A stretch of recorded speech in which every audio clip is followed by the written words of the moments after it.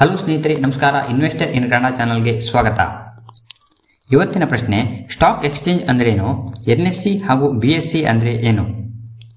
Stock exchange ಅನ್ನೋದು ಜನರು ಕಂಪನಿಯ ಷೇರುಗಳನ್ನು ಬೈ ಹಾಗೂ ಸೆಲ್ ಮಾಡಲಿಕ್ಕೆ ಇರುವಂತಹ ಒಂದು ಮಾರ್ಕೆಟ್ ಪ್ಲೇಸ್ ಆಗಿರುತ್ತೆ.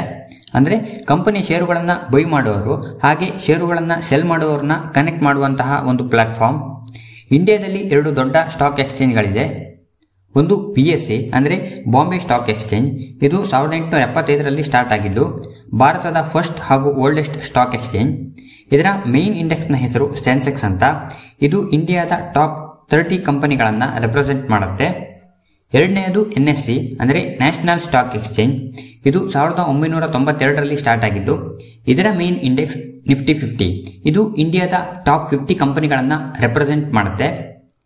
ಇಂಡಿಯಾದ ಸ್ಟಾಕ್ ಮಾರ್ಕೆಟ್ ಡೌನ್ ಆಗ್ತಾ ಇದೆಯಾ ಅಪ್ ಆಗ್ತಾ ಇದೆಯಾ ಅಂತ ಇಂಡಿಕೇಟ್ ಮಾಡೋದು ಈ ನಿಫ್ಟಿ 50 ಹಾಗೂ ಸೆನ್ಸೆಕ್ಸ್ ಅಂತಹ ಇಂಡೆಕ್ಸ್ಗಳು. ನೀವು ಕೂಡ ಪೇಪರ್ನಲ್ಲಿ ನೋಡಿರ್ಬೋದು, ಇವತ್ತು ಸೆನ್ಸೆಕ್ಸ್ ಏರಿಕೆಯಾಗಿದೆ, ನಿಫ್ಟಿ ಏರಿಕೆಯಾಗಿದೆ ಹೀಗೆ ಕೊಟ್ಟಿರೋದನ್ನ. ಸೆನ್ಸೆಕ್ಸ್ ಅಲ್ಲಿರೋ 30 ಕಂಪನಿಗಳ ಪರ್ಫಾರ್ಮೆನ್ಸ್ ಆಧಾರದ ಮೇಲೆ ಸೆನ್ಸೆಕ್ಸ್ ಅಪ್ ಆಗಿದೆಯಾ ಅಥವಾ ಡೌನ್ ಆಗಿದೆ ಅಂತ ಡಿಸೈಡ್ ಮಾಡ್ತಾರೆ. ನಿಫ್ಟಿ 50ಯಲ್ಲಿರೋ 50 ಕಂಪನಿಗಳ ಪರ್ಫಾರ್ಮೆನ್ಸ್ನ ಆಧಾರದ ಮೇಲೆ ನಿಫ್ಟಿ 50 ಅಪ್ ಆಗಿದೆಯಾ ಅಥವಾ ಡೌನ್ ಆಗಿದೆ ಅಂತ ಡಿಸೈಡ್ ಮಾಡುತ್ತಾರೆ.